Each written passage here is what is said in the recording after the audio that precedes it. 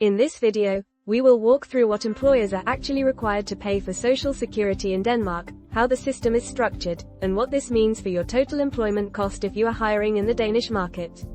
Denmark is often perceived as a high social security environment similar to some of its European neighbors, but in practice, the model is different.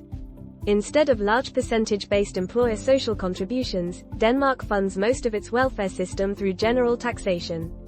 As a result, statutory employer-paid social security costs are relatively modest when viewed as a share of gross salary, but they do come in multiple line items that you need to understand and manage correctly. Let's start with the overall picture. When you employ someone in Denmark, your principal direct cost is the gross salary you agree with the employee. On top of this, you will be responsible for several mandatory contributions, typically expressed as fixed amount charges per employee or as relatively small percentages. These cover areas such as ATP, which is the Danish labor market supplementary pension, contributions to workplace injury insurance and occupational health schemes, possible contributions to maternity and parental leave funds, and, depending on sector and collective agreements, certain education, training, or holiday funds. While rates and rules can evolve, the structural logic remains consistent. Denmark keeps employer social charges comparatively low and instead relies on high personal income tax and VAT to finance the broader welfare state. The first key item is ATP, the statutory supplementary pension. As an employer, you are required to register with ATP and pay contributions for your employees who meet basic thresholds, such as working a minimum number of hours per month. The ATP contribution is a fixed amount, not a percentage of salary, and the employer portion is substantially higher than the employee's. The actual monthly cost per full-time employee is relatively modest, but it is mandatory and subject to periodic adjustment, so you should always verify the current ATP rates directly with the official ATP documentation when planning budgets or drafting employment contracts. Beyond ATP, you must factor in mandatory workplace insurance and labor market schemes. Denmark requires coverage for industrial injury, which is typically arranged via private insurers but is compulsory under law.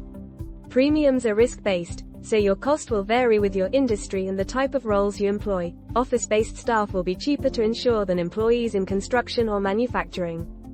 In addition, you contribute to the Danish labor market occupational disease scheme and usually to an occupational health and safety scheme, again often collected through insurers or specific funds.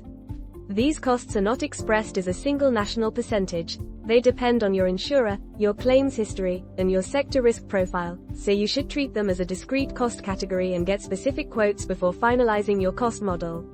Another important element is participation in statutory leave and benefit funds.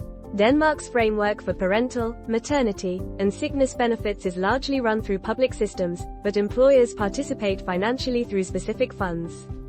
For example, most employers are required to contribute to a maternity or parental leave fund that helps reimburse employers for costs incurred during extended leave. There can also be smaller, sector-specific funds supporting training, education, or redundancy schemes, especially if you are party to a collective bargaining agreement. These contributions are often charged as low fixed amounts per employee or as very small payroll-based rates, but they add up and need to be captured in your fully loaded cost per full-time equivalent. One area that often creates confusion for new employers in Denmark is the difference between statutory obligations and collectively agreed or market standard benefits. Statutory employer social security obligations are relatively limited, but many employees are covered by collective agreements that require you to provide additional pension contributions, typically into an occupational pension fund. These contributions are often structured as a percentage of salary, with the employer paying the larger share. While technically not social security in the governmental sense, they are a significant part of the total cost of employing staff in Denmark. If you ignore these obligations, either because you underestimate the coverage of collective agreements or you misinterpret what is mandatory versus market standard, you risk both compliance issues and challenges in attracting and retaining talent. It is therefore critical to map out which collective agreements apply to your roles, what pension and insurance schemes they mandate, and how their terms interact with the legal baseline. Putting all of this together, how should you think about the total employer social cost on top of base salary? Unlike many European countries where you might see 20 to 30% on top of gross pay in statutory employer social contributions, Denmark's direct statutory employer charges are typically much lower as a percentage of salary. Instead of building your model around a single large social tax rate, it is more practical to estimate a series of smaller components: ATP contributions per employee, mandatory insurance premiums and occupational health charges, contributions to statutory leave funds, and, where applicable, sector or collective agreement funds. In financial planning, employers often find that social security type costs land in the single digits as a percentage of salary, but that pension obligations under collective agreements can add materially on top. The exact figure will depend on your industry, workforce profile, and benefit design. For multinational organizations comparing markets, this means Denmark may appear more cost competitive than its high tax reputation suggests, provided you understand that the high burden is primarily on employees through personal taxation, not on employers through social contributions. From a compliance and risk management standpoint, there are several practical steps you should take. First, ensure that your Danish entity is properly registered with the relevant authorities, including ATP and tax authorities, from day one. Second, work with a local payroll provider or advisor who can set up your payroll codes correctly so that ATP, insurance-related charges, and fund contributions are calculated and remitted on time. Third, map out which collective agreements apply to your employees and incorporate their pension, insurance, and fund provisions into your employment contracts and budgeting.